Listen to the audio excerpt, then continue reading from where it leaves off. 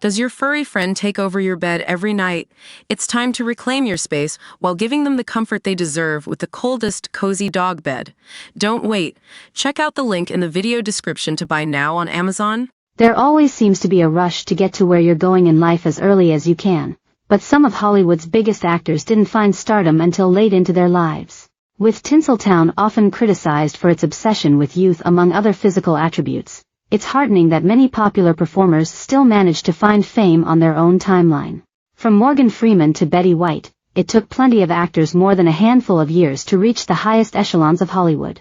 June Squibb stars in her first lead role at the tender age of 94 in this summer's poignant yet pithy action comedy movie Thelma. As Thelma firmly puts the spotlight back on those with more life experience, including Squibb's co-stars Malcolm McDowell and the late Richard Roundtree, people will find themselves charmed by the prolific character actress's performance.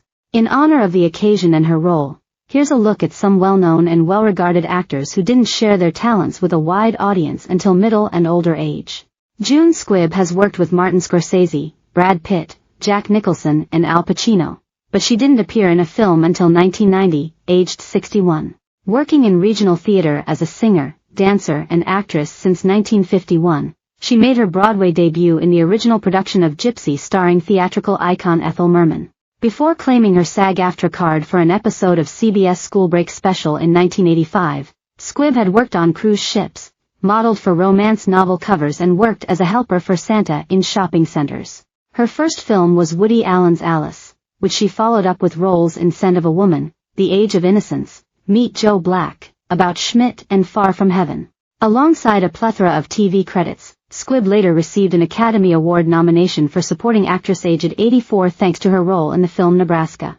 A decade later, she claimed her first leading role for Thelma, with another to follow soon in Scarlett Johansson's directorial debut Eleanor the Great. The late Betty White enjoyed a career spanning over nearly 7 decades before her death aged 99 in December 2021. Starting out in radio in the 1940s, she was later a pioneer in TV with her own show, The Betty White Show, before she was given her own popular sitcom Life with Elizabeth when she was in the 30s.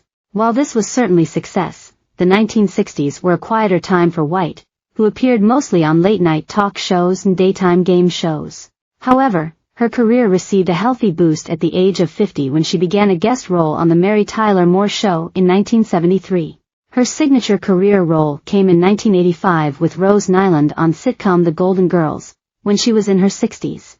Not only was it the biggest hit of her career, but she was nominated for an Emmy every season, winning on the first go. After appearing in 2009 rom-com The Proposal with Sandra Bullock and Ryan Reynolds, and a popular Snickers advert, her career continued to reach new heights. She nabbed her final massive role in Hot in Cleveland, a sitcom that ran from 2010 until 2015, which netted her another of her 21 Primetime Emmy nominations, of which she won 5. Samuel L. Jackson, 75, is one of those Hollywood stars who appears to have been famous forever, but that's not the case.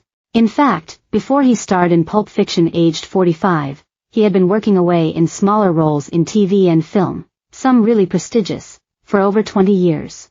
Jackson is currently the highest-grossing actor of all time, with his films having grossed over $14.6 billion worldwide, largely thanks to his lucrative role as Nick Fury in the MCU. Before he was nominated for an Oscar for his turn in Quentin Tarantino's Pulp Fiction, Jackson had roles in films including Coming to America, Goodfellas, Patriot Games, and Jurassic Park. Following a little post-Pulp Fiction stutter, Jackson continued to clock up bigger roles in more major movies, including Die Hard with a Vengeance, A Time to Kill and Jackie, before he joined the Star Wars franchise as Mace Windu. He has continued successfully collaborating with Tarantino for movies Django Unchained and The Hateful Eight, and in 2022 received an honorary Academy Award. Owner of some of the most distinctive dulcet tones in Hollywood, Morgan Freeman did not get his big break until he was 50, initially serving in the United States Air Force from 1955